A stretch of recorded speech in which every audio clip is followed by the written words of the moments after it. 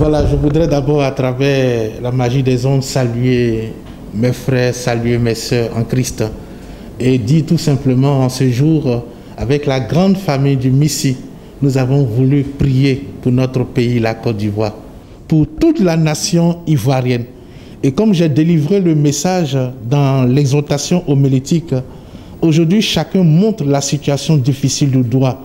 Chacun commente la situation difficile du doigt. Chacun a peur de ce qui va se passer. À travers cette messe, nous avons voulu nous rassurer d'abord nous-mêmes. Et notre assurance se trouve en qui? En Dieu, qui est plus fort que tout. Pour dire, Seigneur, voilà nos inquiétudes les plus légitimes.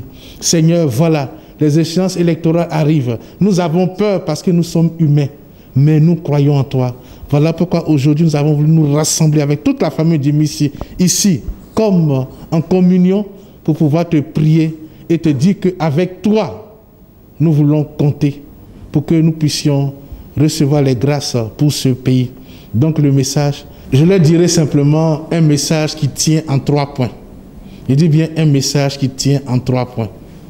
Le premier point, c'est d'inviter chaque habitant de ce pays à pouvoir prier. Je dis bien prier pour ce pays. Parce que n'oublions pas que nous sommes dans un monde de plus en plus troublé et troublant, où il y a la violence du vent contraire, où il y a certes les forces divines, mais il y a des forces maléfiques aussi qui essaient de jouer. Donc il nous faut tout simplement prier. Deuxième chose, je demande aux gens de ce pays de ne pas montrer trop du doigt la situation qui se passe, mais eux-mêmes d'avoir des dispositions requises, des dispositions intérieures et requises.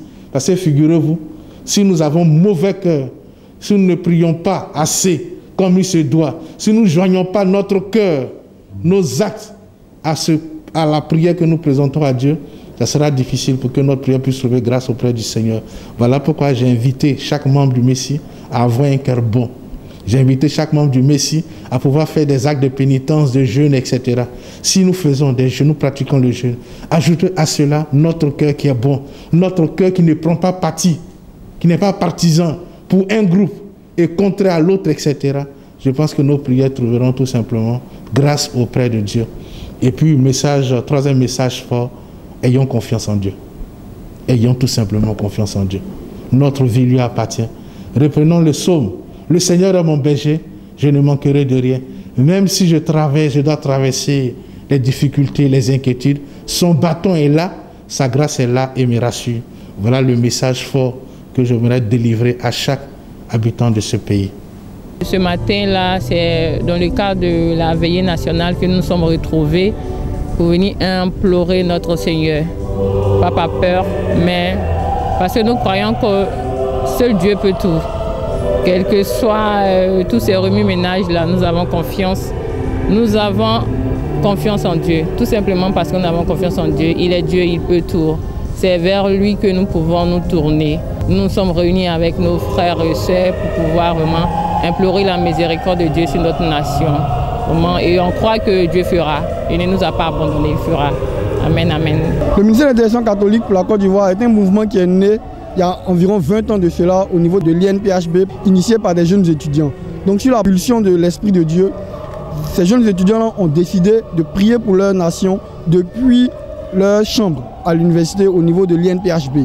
Donc ce mouvement grandissant s'est installé sur plusieurs paroisses en Côte d'Ivoire. Donc notre objectif, c'est d'impulser en fait cet élan de prière, cette envie chez les catholiques, chez les Ivoiriens de façon générale, à prier pour leur nation, à pleurer devant le Seigneur pour leur nation. Mais pour ce faire aussi, nous devons nous-mêmes de chercher à avoir un cœur bon, un cœur amour, un cœur réellement qui aime son prochain. On ne peut prier pour cette nation que si on a un bon cœur, si on a un cœur qui aime en fait cette nation. Donc nous ne regardons pas à ce qui se passe, nous ne regardons pas à ce qu'on voit ou à ce qu'on entend.